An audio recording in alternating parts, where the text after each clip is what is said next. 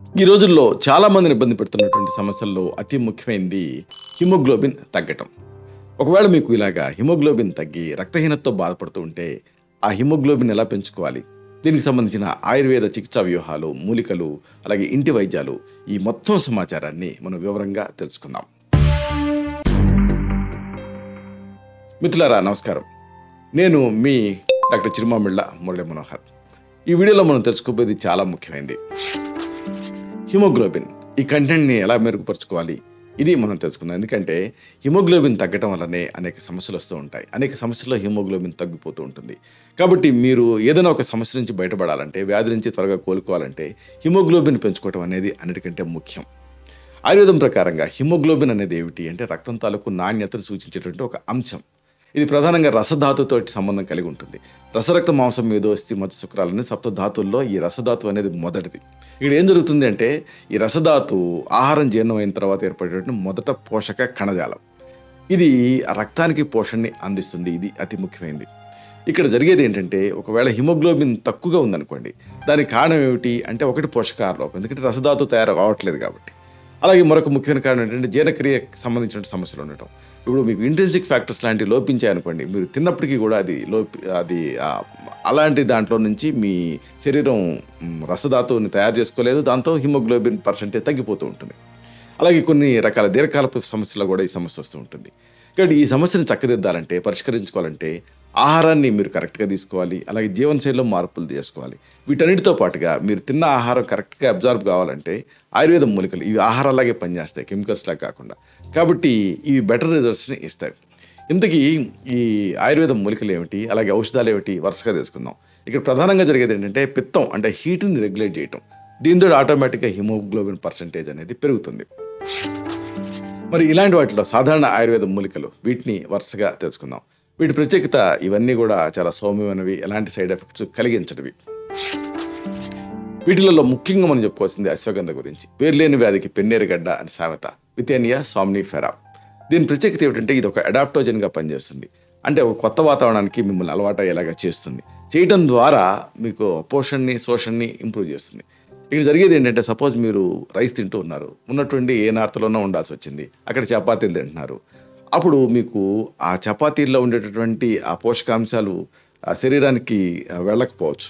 దాంతో ఎనీమియా రావచ్చు. అక్కడ వాళ్ళకి పడుతుంది కానీ మీకు పడకపోవచ్చు. దీన్ని ఓకసాత్మ్యం అంటాం. ఇలాంటి సందర్భాలలో అలాంటి ఆహారాన్ని మీకు అడాప్ట్ అయ్యేలాగా చేయడానికి అశ్వగంధ ఉపయోగపడుతుంది. అశ్వగంధను ఎలా తీసుకోవాలి? దీంట్లో ఉపయోగపడేది ఏమిటంటే వేరు, మీకు తెలిసిందే. 3 నుంచి 6 గ్రాముల మోతాదుగా దీన్ని పొడి రూపంలో తీసుకోవచ్చు. దీన్ని పాలకు కలిపి తీసుకోవచ్చు. ఒకవేళ పాలతోటి ఏమైనా ఇబ్బంది ఉంటే నీళ్లతోటి కూడా కలిపి దీన్ని తీసుకోవచ్చు. రోజుకి 2 సార్లు తీసుకోవాల్సి ఉంటుంది. అశ్వగంధ శరీరానికి శక్తినిస్తుంది, అలాగే రక్తాన్ని శుద్ధి చేస్తుంది. ప్రధానంగా హిమోగ్లోబిన్ స్థాయిని పెంచడానికి సహాయపడుతుంది. దీంట్లో ఒక బోనస్ ఏంటంటే ఈ థైరాయిడ్ లాంటి వాటిని కూడా ఇది చక్కదిద్దుతుంది. అయితే దీనికి అనుపానంగా తేనె కానీ నెయ్యి కానీ తీసుకుంటే ఇంకా బెటర్. తేనె మీరు అంటే అశ్వగంధ పొడిని నీళ్ళతో కలిపి తీసుకున్న తర్వాత, పాలతో కలిపి తీసుకున్న తర్వాత తేనె సాపించవచ్చు. లేదా నెయ్యితోటి కూడా తీసుకోవచ్చు దీన్ని. అప్పుడు ఏం జరుగుతుంది అంటే నెయ్యి ఫ్యాట్ సాల్యుబుల్ విటమిన్స్ కూడా దీంతో పాటుగా శరీరానికి అబ్జర్వ్ అయ్యి అప్పుడు మీకు మరింత పోషణ అనేది అందుతుంది. మరొక మూలిక ఉసిరి, ఆమ్లా, ఇంబ్లికా అఫిషినాలిస్, ఇండియన్ గూస్బెర్రీ అంటారు దీన్ని. ఉసిరిలో మనకి యూస్ఫుల్ పార్ట్ ఫ్రూట్ కదా. ఇక్కడ మీరు ఖండ భాగాన్ని తీసుకోవాలి. అంటే గింజలు తీసేసి ఆ ఖండనంతా చెక్కి ఆ ఖండ భాగాన్ని మాత్రమే మీరు ఎండబెట్టుకొని పొడి చేసుకోవచ్చు. 1-2 చెంచాల ఈ ఉసిరి పొడిని కానీ లేదా ఫ్రెష్గా తీసిన ఉసిరి రసాన్ని దీన్ని 1 నుంచి 2 టేబుల్ స్పూన్ మోతాదుగా దీన్ని తీసుకోవచ్చు. మీరు నీళ్ళ కలిపి డైల్యూట్ చేసి తీసుకోవచ్చు. రోజుకి 2 సార్లు ఉదయం సాయంత్రం. దీని ప్రత్యేకత దీంట్లో విటమిన్ సి అనేది ఉంటుంది, చాలా సమృద్ధిగా ఉంటుంది. పైగా దీని విటమిన్ సి అనేది హయ్యెస్ట్ క్వాలిటీతో ఉంటుంది. అంటే మీరు మామూలు విటమిన్ సి టాబ్లెట్స్, క్యాప్సూల్స్ వేసుకునే దాంతో పోలిస్తే ఉసిరిలో ఉండేటువంటి విటమిన్ సి అనేది చాలా హై క్వాలిటీతో ఉంటుంది. కాబట్టి మీ శరీరానికి ఇది మేలు చేస్తుంది. ప్రధానంగా విటమిన్ సి ఐరన్ అబ్జార్ప్షన్కి సహాయపడుతుంది. ఇది ఇక్కడ బ్యూటీ. అలాగే హిమోగ్లోబిన్ ఉత్పత్తిని కూడా ఇది పెంచుతుంది. దీనికి మీరు తేనెతో తీసుకున్నారనుకోండి ఇంకా అమోఘంగా పనిచేస్తుంది. అంటే బయో అవైలబిలిటీ పెంచుతుంది. తేనె కూడా ఈ సహజంగా హిమోగ్లోబిన్ పెరగడానికి మీకు సహాయపడుతుంది. అలాగే ప్రత్యేకంగా చెప్పుకోవాల్సింది త్రిఫల గురించి. 3 పళ్ళు మీకు తెలుసు, కరక్కాయ, తానికాయ, ఉసిరికాయ. ఈ 3 పండ్ల తాలూకు మిశ్రమం ఇది, ఉసిరి, తానికాయ, కరక్కాయ. దీంట్లో యూస్ఫుల్ పార్ట్ ఖండ భాగాలు. అయితే మీరు ఫార్మసీలలో బయట మొత్తంగా కొట్టి అమ్ముతూ ఉంటారు, అంటే గింజతో సహా. కానీ బెటర్ అంటే ఈ కండ భాగాలను మాత్రమే ఎండబెట్టుకొని పొడి చేసుకొని వాడుకోగలిగితే మంచిది. దీని మోతాదు 3 నుంచి 5 గ్రాములు, అంటే అర టీ స్పూన్ నుంచి 1 టీ స్పూన్ వరకు పొడి రూపంలో తీసుకోవచ్చు. నీళ్ళకి కలిపి రాత్రిపూట తాగొచ్చు. దీంతో మల నిర్వహణ కూడా సజావుగా జరుగుతుంది. త్రిఫలాలు జీర్ణక్రియను మెరుగుపరుస్తాయి, అలాగే శరీరం నుంచి వ్యర్థాన్ని తొలగించడానికి సహాయపడతాయి. ఇది ప్రధానంగా హిమోగ్లోబిన్ పెంచడానికి ఉపయోగపడుతుంది. మెయిన్గా దీంట్లో కరక్కాయ ఉంటుంది కదా, అది హిమోగ్లోబిన్ పెంచుతుంది. గోరువెచ్చని నీళ్ళతోటి దీన్ని తీసుకోవచ్చు. ఇక అతి ముఖ్యమైనది శతావరి, ఆస్పరాగస్ రెసిమోజస్. దీన్ని పిల్లి పీచర గడ్డలు అంటారు, కొంతమంది పిల్లి పెసర అంటారు, అది వేరు. పిల్లి పీచర గడ్డలు. ఈ శతావరిలో మనకి రూట్ యూస్ఫుల్గా ఉంటుంది. 3 నుంచి 6 గ్రాములు, అంటే ఒక అర టీ స్పూన్ నుంచి 1 టీ స్పూన్ మోతాదుగా పొడి రూపంలో పాలకు కలిపి తీసుకోవాలి. నీళ్ళకు కూడా కలిపి దీన్ని తీసుకోవచ్చు.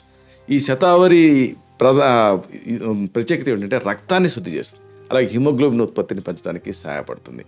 దీనికి నెయ్యి కూడా కలిపి తీసుకోవచ్చు అనుపానంగా, ఇంకా బెటర్ అబ్జార్ప్షన్ ఉంటుంది. ఇంకోటి చాలామందికి తట్టంది మండోకపర్ణి, బ్రాహ్మి, బకోపా, మునేరి. ఇది కూడా యూజ్ఫుల్గా ఉంటుంది. మండోకపర్ణి మొక్క అంటే మొత్తం మొక్కని ఉపయోగిస్తాం. దీన్ని పొడి రూపంలో అయితే 3 నుంచి 6 గ్రాములని వాడాల్సి ఉంటుంది. పాలకు కలిపి తీసుకోవచ్చు, నీళ్ళతో కూడా కలిపి తీసుకోవచ్చు. రోజుకి 2 సార్లు, ఉదయం సాయంత్రం. ఈ బ్రాహ్మి మెదడుకి మంచిది, అలాగే రక్తాన్ని శుద్ధి చేస్తుంది. ప్రధానంగా హిమోగ్లోబిన్ స్థాయిని పెంచడానికి ఉపయోగపడుతుంది. దీన్ని తేనెతో తీసుకుంటే బెటర్ రిజల్ట్స్ వస్తాయి. ఇక దీనికి సంబంధించి హిమోగ్లోబిన్ తక్కువ ఉన్నప్పుడు ఆయుర్వేద ఔషధాలు చక్కనే ఉన్నాయి. ఇవి సురక్షితమైనవి, సౌమ్యమైనవి, ప్రధానంగా టార్గెటెడ్గా పనిచేస్తాయి. ఈ క్లాసికల్ ఆయుర్వేదిక్ మెడిసిన్స్, వీటిని మనం తెలుసుకుందాం. వీటి ప్రత్యేకత ఏమిటంటే సైడ్ ఎఫెక్ట్స్ కలిగించవు. మామూలుగా మీరు ఏదన్నా ఐరన్ ఇంప్రూవ్ చేసుకోవడానికి ఏదన్నా డ్రగ్ వాడుతుంటే, అలోపతిక్ డ్రగ్, మెటాలిక్ టేస్ట్, ఇలాంటివన్నీ ఉంటూ ఉంటాయి. కానీ వీటితోటి ఆ ఇబ్బంది ఉండదు. ఇలాంటి వాటిలో ముఖ్యంగా మనం చెప్పుకోవాల్సింది లోహాసవం గురించి. లోహాసం, ఆ లోహం అంటే ఏంటంటే మామూలు మెట్లు అనుకుంటారు, కానీ ఆయుర్వేదంలో లోహం అంటే ఐరన్ అని. ఇనుము అలాగే ఇతర మూలికల మిశ్రమంతో ఇది తయారవుతుంది. దీన్ని 1 టేబుల్ స్పూన్ నుంచి 2 టేబుల్ స్పూన్ మోతాదుగా తీసుకోవాల్సి ఉంటుంది. నీళ్ళతోటి కలిపి డైల్యూట్ చేసి తీసుకోవాలి. ఇది హిమోగ్లోబిన్ స్థాయిని పెంచుతుంది. దీన్ని గోరువెచ్చటి నీళ్ళతో తీసుకుంటే బెటర్ అబ్జార్ప్షన్ ఉంటుంది. అలాగే మరొక చక్కని ఔషధం ధాత్రి లోహం లేదా ధాత్రి రసాయనం. ధాత్రి అంటే ఉసిరి, అంటే ఉసిరి మెయిన్ ఇంగ్రీడియంట్గా తయారయ్యేటటువంటి ఒక చక్కని మెడిసిన్ ఇది. ఇది 2 రూపాల్లో దొరుకుతుంది. ఉసిరి ఇతర మూలికలతో తయారయ్యేటువంటి ఈ మందు పొడి రూపంలో దొరుకుతుంది, అలాగే లేహ్యం రూపంలో కూడా దొరుకుతుంది. ఒకవేళ పొడి అయితే 1 నుంచి 2 చెంచాలు, ఒకవేళ ట్యాబ్లెట్స్ అయితే 1 నుంచి 2 ట్యాబ్లెట్స్ పాలతో తీసుకోవచ్చు, రోజుకి 2 సార్లు. ఇది శక్తిని పెంచుతుంది, అలాగే హిమోగ్లోబిన్ స్థాయిని మెరుగుపరుస్తుంది. అలాగే మరొక అద్భుతమైనటువంటి ఔషధం గురించి మీకు చెప్పాలి. పునర్నవాది మండోరం. పునర్నవ అంటే గలిజేరు మీకు తెలిసిందే. చాలామంది తోటకూరలాగా, పాలకూరలాగా దీన్ని వండుకుంటూ ఉంటారు. ఈ పునర్నవాది మండూరం కూడా అద్భుతంగా హిమోగ్లోబిన్ స్థాయిని పెంచుతుంది. ఇది పునర్నవ ఇతర మూలికల తాలూకు మిశ్రమం. దీన్ని 1 నుంచి 2 మాత్రలు మోతాదుగా తీసుకుంటూ ఉండాల్సి ఉంటుంది డోస్కి. దీన్ని రోజుకి 2 సార్లు నీళ్ళతోటి తీసుకుంటే బెటర్. ఇది రక్తాన్ని శుద్ధి చేస్తుంది, హిమోగ్లోబిన్ని పెంచుతుంది. అలాగే చాలా రుచికరమైనటువంటి పిల్లలకు కూడా ఇవ్వదగిన మంచి పరిష్కారం ఒకటి ఉంది హిమోగ్లోబిన్ పెంచేది. ఇదే చ్యవన్ప్రాష్. ఈ చ్యవన్ప్రాష్ తాలూకు ఉపయోగం అంతా ఇంత కాదు. ఇది అనేక మూలికలు, 1 కాదు 2 కాదు 50కి పైగా మూలికలతో తయారవుతుంది. నెయ్యి ఉంటుంది, తేనె ఉంటుంది, అమేజింగ్గా ఉంటుంది. దీని మోతాదు 1 నుంచి 2 చెంచాలు. దీన్ని తిని పాలు తాగొచ్చు, పాలకు కూడా కలిపి తీసుకోవచ్చు. రోజుకి 2 సార్లు, ఉదయం సాయంత్రం. ఇది శక్తిని పెంచుతుంది, ప్రధానంగా రోగనిరోధక శక్తిని ఇంప్రూవ్ చేస్తుంది. దీంతో హిమోగ్లోబిన్ ఆటోమేటిక్గా పెరుగుతుంది. ఇక మరొక క్లాసికల్ మెడిసిన్ మేము ప్రిస్క్రైబ్ చేసేది అబ్రక భస్మం. ఇది శతపుట అబ్రక భస్మం అని, సహస్రపుట అబ్రక భస్మం అని. అబ్రకాన్ని భస్మీకరణం చేస్తాం. దీంతో దానికి అద్భుతమైన అపునర్భవం, వారితరం, ఇలాంటి అద్భుతమైన క్యారెక్టర్స్ వస్తాయి. ఇది శుద్ధి చేసినటువంటి అబ్రకం అంటే మైకా నుంచి తయారవుతుంది. ఇది జాగ్రత్తగా వైద్యుడి పర్యవేక్షణలో మాత్రమే వాడాలి. కానీ ఈ హిమోగ్లోబిన్ పెంచడానికి ఇది ఒక రామబాణం లాగా పనిచేస్తుంది. ఇక ఒకవేళ ఈ సమస్య మీకుంటే మీ ఇంట్లోనే మీరు చేసుకోగలిగేటువంటి చక్కని గృహ చికిత్సలు ఉన్నాయి. ఇవి సౌమ్యమైనవి. అలాగే వీటిని మనం చెప్పుకున్నటువంటి ప్రధానమైన క్లాసికల్ ఆయుర్వేదిక్ డ్రగ్స్తో పాటు మీరు వాడుకుంటే ఆ రిజల్ట్ అనేది చాలా ఎన్హాన్స్ అవుతుంది. కాబట్టి ఇలాంటి వాటిలో ముఖ్యంగా చెప్పుకోవాల్సింది ఖర్జూరం, అలాగే ఎండు ద్రాక్ష తాలూకు మిశ్రమం, డేట్స్ను రైజిన్స్ కలిపి వాడుకోవాల్సి ఉంటుంది. రాత్రిపూట 5 నుంచి 7 ఖర్జూరాలని, అలాగే 10 నుంచి 15 ఎండు ద్రాక్షల్ని నీళ్ళలో నానబెట్టండి. ఉదయం పూట నానిన వాటిని తినేసి ఆ నీళ్లు తాగండి. ఇది ఐరన్ని అందిస్తుంది, అలాగే హిమోగ్లోబిన్ స్థాయిని పెంచడానికి సహాయపడుతుంది. అలాగే మరొక వంటింటి ఔషధం ఉంది, బీట్ రూట్. చూడండి మీరు బీట్స్ని ఆ బీట్రూట్ చూస్తేనే అర్థమైపోతుంది, ఎర్రగా ఉంటుంది. అంటే హిమోగ్లోబిన్ ఇది పెంచుతుంది.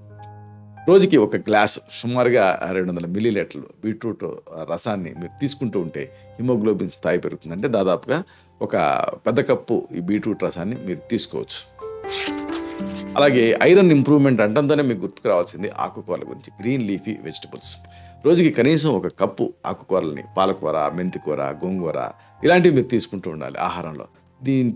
వీటిని జ్యూస్గా తీసుకొని కూడా తీసుకోవచ్చు, కూరగా తీసుకోవచ్చు. ఎలా తీసుకున్నా మీకు ఇంప్రూవ్మెంట్ ఉంటుంది. అది ఇలాంటి ఆకుకూర తీసుకున్న తర్వాత తప్పనిసరిగా ఒక కప్పు బత్తాయి రసం కానీ, విటమిన్ సి ఉండేది ఏదో కమలా రసం కానీ తీసుకుంటే మంచిది. తర్వాత చెప్పుకోవాల్సిన ఇంటి వైద్యం నువ్వులు, సెస్మే సీడ్స్. చాలామంది నువ్వులు అంటడంతోనే కాల్షియం అనే అనుకుంటారు, కానీ నల్ల నువ్వులు ఐరన్ కూడా ఇంప్రూవ్ చేస్తాయి. రాత్రిపూట ఒక చెంచాడు నువ్వుల్ని నీళ్ళలో నానబెట్టి ఉదయం పూట తింటూ ఉంటే ఐరన్ క్రమంగా పెరుగుతుంది. ఇక అతి ముఖ్యమైనది మనం అనాదిగా వాడేది బెల్లం. బెల్లంలో ఐరన్ కంటెంట్ చాలా పుష్కలంగా ఉంటుంది. రోజుకి 1 నుంచి 2 చెంచాలు ఈ బెల్లాన్ని ఆహారంలో మీరు భాగం చేసుకుంటే హిమోగ్లోబిన్ స్థాయి పెరుగుతుంది. దీన్ని టీకి కలుపుకోవచ్చు, పాలకు కూడా కలుపుకోవచ్చు. అద్భుతమైనటువంటి టేస్ట్లో ఇది ఉంటుంది. ఇక దీనికి సంబంధించి కొన్ని స్వీయ ఆయుర్వేద సహజ భారతీయ మూలిక చికిత్సలు ఉన్నాయి. ఇలాంటి వాటిలో ముఖ్యంగా మనం చెప్పుకోవాల్సింది అశ్వగంధ, అలాగే శతావరి. అశ్వగంధ శతావరి కాంబినేషన్. ఒక చెంచాడు అశ్వగంధ పొడి, అలాగే ఒక చెంచాడు శతావరి పొడిని పాలకు కలిపి రోజుకి 2 సార్లు తీసుకుంటూ ఉంటే ఇంప్రూవ్మెంట్ ఉంటుంది. ఇలాంటిదే మరొక కాంబినేషను ఉసిరి, అలాగే త్రిఫల. త్రిఫలాల్లో ఉసిరి ఉంటుంది, ప్రత్యేకంగా ఉసిరి వాడాలి. ఒక చెంచాడు ఉసిరి పొడి, అలాగే 1/2 చెంచాడు త్రిఫల పొడిని నీళ్ళతోటి కలిపి తీసుకుంటూ ఉంటే రాత్రిపూట హిమోగ్లోబిన్ పెరుగుతుంది. ఇలాంటిదే మరొక కాంబినేషను మండోకపర్ణి, అలాగే బ్రాహ్మి. ఒక చెంచాడు మండోకపర్ణి పొడి, అలాగే ఒక చెంచాడు బ్రాహ్మి పొడి, 2 కూడా తేనెతో కలిపి రోజుకి 2 సార్లు తీసుకుంటూ ఉండాలి. అలాగే మరొక రుచికరమైన పరిష్కారం చవన్ప్రాస, ప్రత్యేకంగా దాంట్లో మళ్ళీ ద్రాక్ష. ఒక చెంచాడు చవన్ప్రాస లేహం తీసుకొని కొన్ని ద్రాక్ష పళ్ళని కలపండి, రోజుకి 2 సార్లు తీసుకోండి. అసలే చవన్ప్రాస రుచిగా ఉంటుంది అనుకుంటే ద్రాక్ష పళ్ళని కలిపితే ఇంకా అమోఘంగా ఉంటుంది. అది మీకు బాగా దానికి ఎడిక్ట్ అయిపోయి ఒక స్వీట్ తిన్నట్టుగా రోజుది కూడా తింటూ ఉంటారు, అంత బాగుంటుంది ఇది. ఇక ఈ విషయంలో పథ్యాలు అపథ్యాలు కూడా మీరు తెలుసుకొని పాటించాలి. అంటే మీకు శరీరానికి హితం చేసేది ఏమిటి, అహితం చేసేది ఏమిటి అనేది మీరు తెలుసుకోవాలి. పథ్యం విషయంలో ఐరన్ ఎక్కువగా ఉండేటువంటి ఆహారాలు తీసుకోవాలి. ఆకుకూరలు, అలాగే ఒక మాంసాహారాలు అయితే మాంసం, గుడ్లు ఇలాంటివి. అలాగే విటమిన్ సి ఎక్కువ ఉండేటువంటి ఆహారాలు అంటే ఉసిరి, నిమ్మకాయ, తర్వాత కమలా రసం, బత్తాయి రసం ఇలాంటివి బాగా తీసుకుంటూ ఉండాలి. అలాగే తేలిగ్గా జీర్ణమైనటువంటి ఆహారం తీసుకోవాలి. అర్ధశక్తిగా వ్యాయామం చేయాలి, అలాగే తగినంత నిద్రపోవాలి. ఇక అపథ్యం విషయంలో అంటే అహితకరమైనటువంటివి ఏమిటి అంటే జంక్ ఫుడ్, అలాగే ప్రాసెస్ చేసినటువంటి ఆహారాలు ఎంత మాత్రం మంచిది కాదు. టీ కాఫీలు మానేసేసేయండి, చల్లటి పానీయాలు మానేయండి, అలాగే బాగా వేపుళ్ళు, ఎక్కువ వేయించిన ఆహారాలు ఇలాంటివి మానేస్తూ మానసిక ఒత్తిడి కూడా తగ్గించుకోండి. ఇలా చేస్తే మీకు ఈ హిమోగ్లోబిన్ పర్సంటేజ్ పెరుగుతుంది. ఎనీమియా అంటే రక్తహీనత సమస్య నుంచి మీరు బయటపడతారు. ఇలాంటి మరిన్ని ఇన్ఫర్మేటివ్ వీడియోస్ కోసం ఈ ఛానల్ని సబ్స్క్రైబ్ చేసుకోండి. అలాగే ఈ వీడియోలు అప్లోడ్ అవడంతోనే ఆ విషయం మీకు తెలియాలనుకుంటే బెల్ బటన్ క్లిక్ చేయండి. అప్పుడు మీకు ఒక నోటిఫికేషన్ వస్తుంది. ఆ నోటిఫికేషన్ మీరు క్లిక్ చేస్తే ఆ వీడియోని మిస్ కాకుండా చూడగలుగుతారు. అలాగే మరొక ముఖ్యమైన విషయం, ఈ వీడియో మీకు నచ్చితే, దీంట్లోని కంటెంట్ మీకు ఉపయోగపడితే అప్పుడు లైక్ బటన్ని క్లిక్ చేయండి. అప్పుడు ఇది మరింత ఎక్కువ మందికి రికమెండ్ అవుతుంది. ఈ వీడియో తాలూకు పర్పస్ సర్వ్ అవుతుంది. అంటే అందరికీ ఆరోగ్యం అన్న మన అభిలాష, మన ఆకాంక్ష నెరవేరుతాయి. అలాగే అతి ముఖ్యమైన మరొక విషయం ఉంది. మీకు ఇంతకుముందు ఎప్పుడన్నా హిమోగ్లోబిన్ బాగా డ్రాప్ అయిపోయిందా? ఏ మాస్టర్ హెల్త్ చెకప్లోనో మీకు హిమోగ్లోబిన్ తక్కువ ఉందని చెప్పారా? ఆ తర్వాత మీరు హిమోగ్లోబిన్ తగ్గటం వల్ల వచ్చే లక్షణాలు అంటే నీరసం, నిస్త్రాణ, హెయిర్ ఫాలు, మెన్స్ట్రువల్ ఇర్రెగ్యులారిటీస్ లాంటివి నోటీస్ చేశారా? అప్పుడు మీరు ఏం చేశారు? మీ హిమోగ్లోబిన్ ఇంప్రూవ్ అయిందా? ఒకవేళ ఆయుర్వేదం మందులు ఏమైనా వాడారా? వాడిన తర్వాత మీ ఆ రిజల్ట్ ఎలా ఉంది?